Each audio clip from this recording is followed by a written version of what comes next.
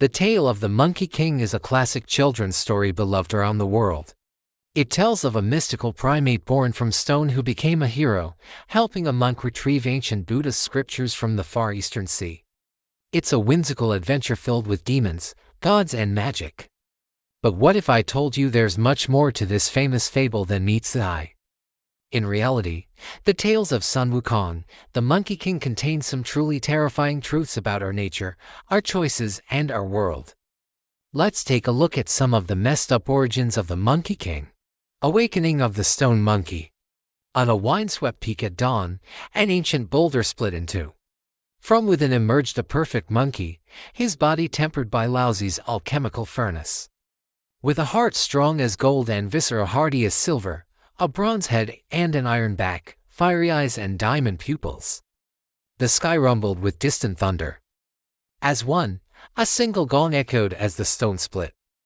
Named Sun Wukong, awakened to emptiness, he wasted no time claiming sovereignty over his simian kin, crowning himself the handsome Monkey King.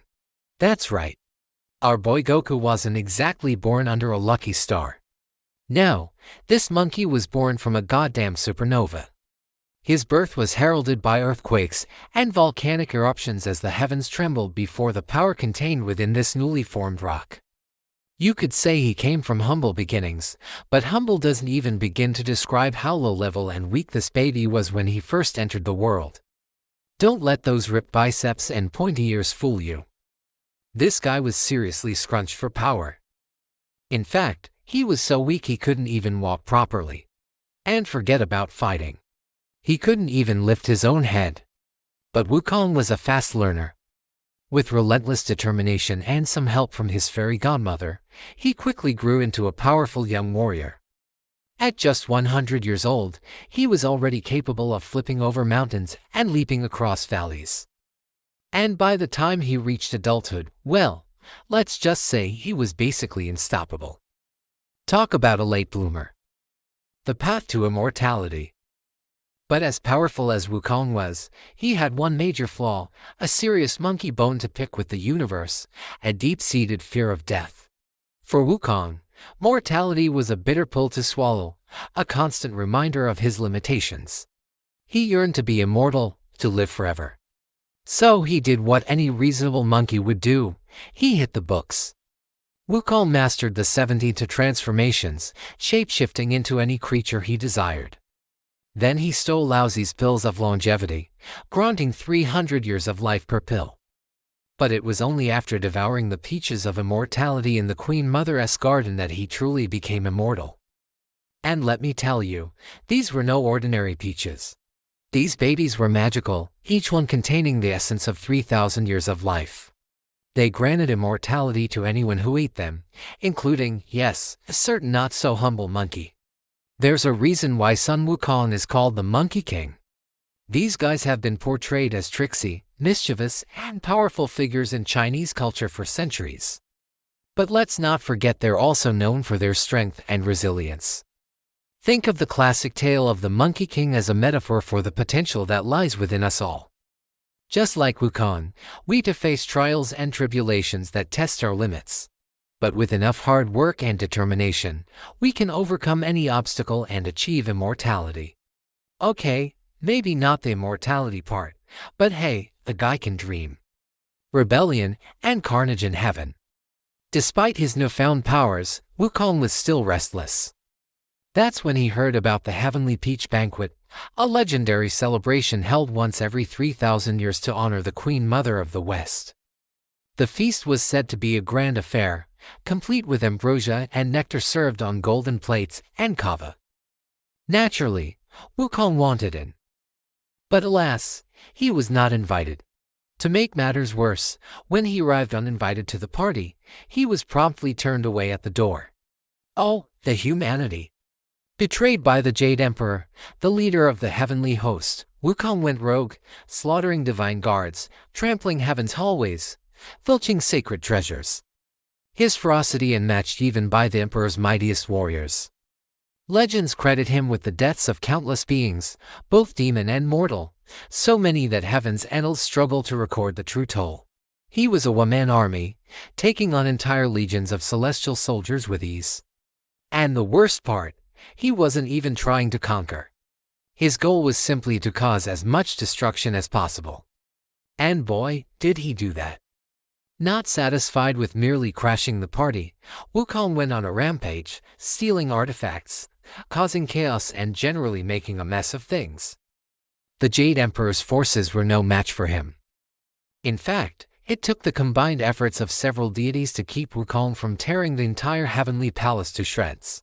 The Monkey King's rebellion was nothing short of carnage, a brutal display of raw power that left the celestial realm in ruins. But amidst the destruction, one question echoed through the halls of heaven: just how many lives did the Monkey King take during his rampage?